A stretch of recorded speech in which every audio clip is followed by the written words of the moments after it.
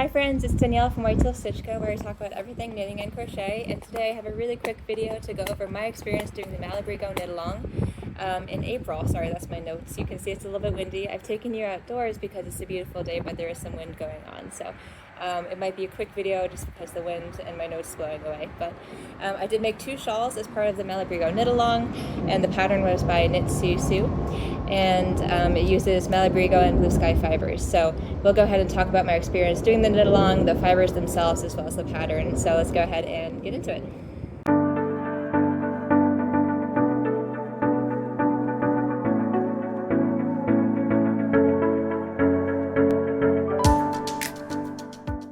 Okay, so first I'll show you the shawls that I made, if the wind is cooperating.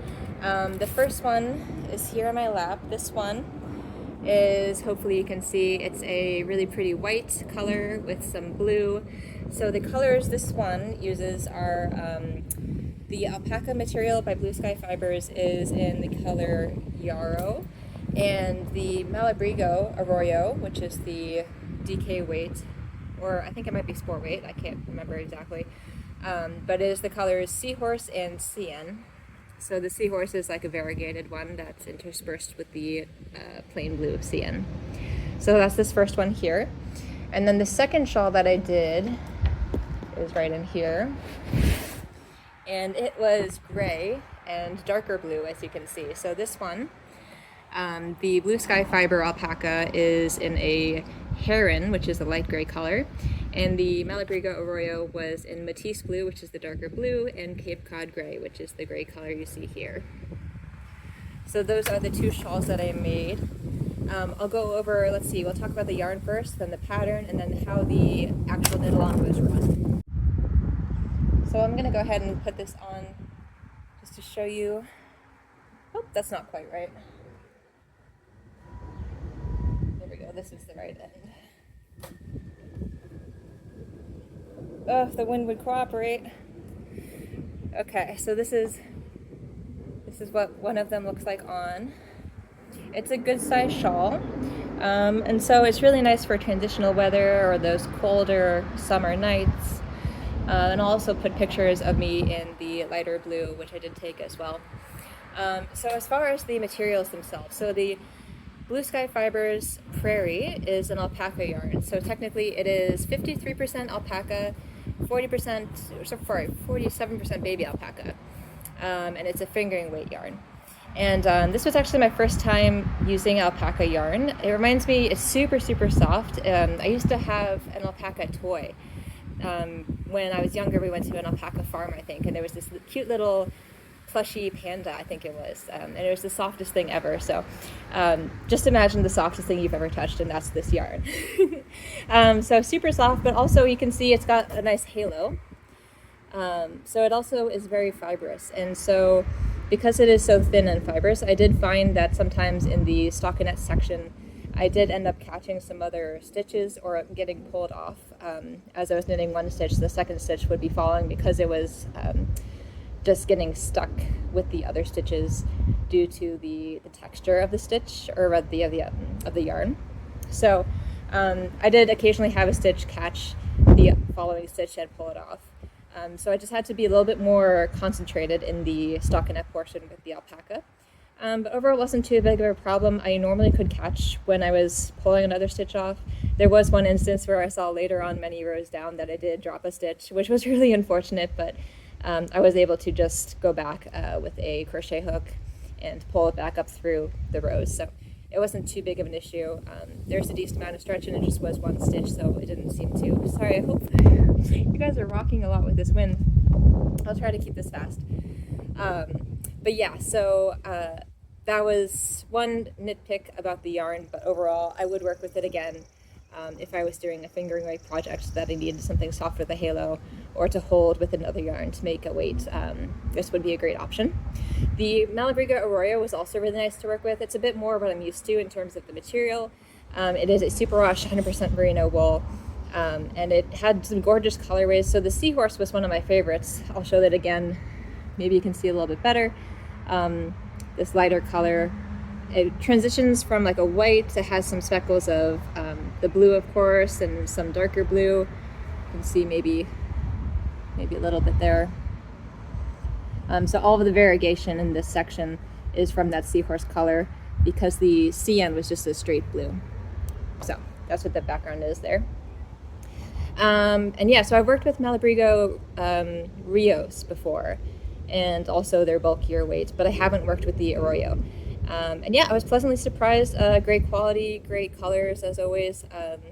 Yeah, nothing shocking. I was just very pleased with the experience overall. And also I just want to mention, sorry, the car is passing by. I just want to mention also that I think it's Mulesing or Mulesing, just the Malabrigo company, their yarn, they have really nice standards in terms of animal welfare. I know that is a concern some people have with the merino wool in terms of the treatment of the animals themselves. So I just want to mention that here, and I'll put a little tidbit about that as well, because I don't have my computer on me to show you that right now.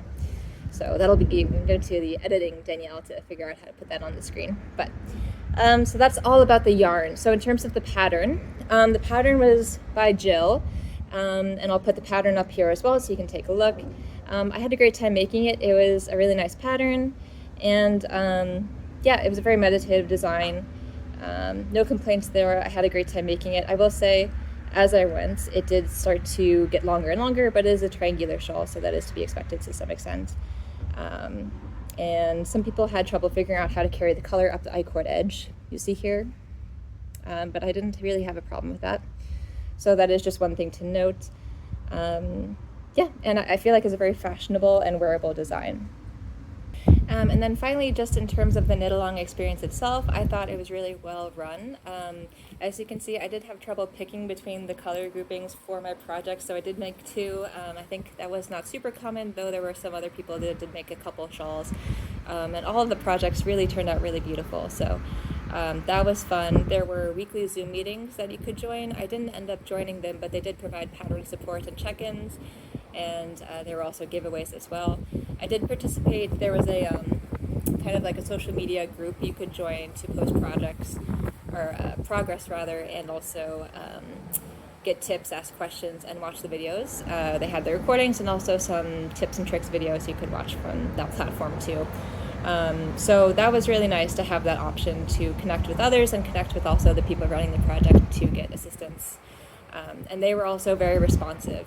Jill especially was fantastic. So in terms of pattern support, sorry, you guys are rocking a lot with the wind.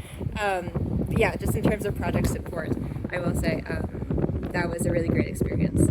So I think it was the KnitSisu group or something like that on Mighty Networks or some platform I haven't used before.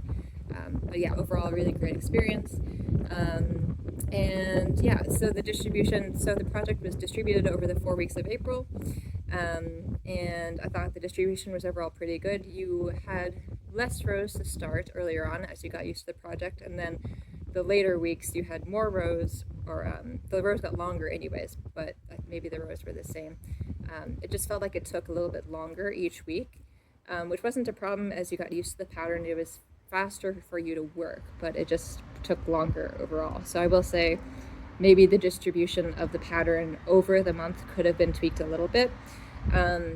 But overall it wasn't a problem. Clearly I made two. I think I finished one well within the month's time span.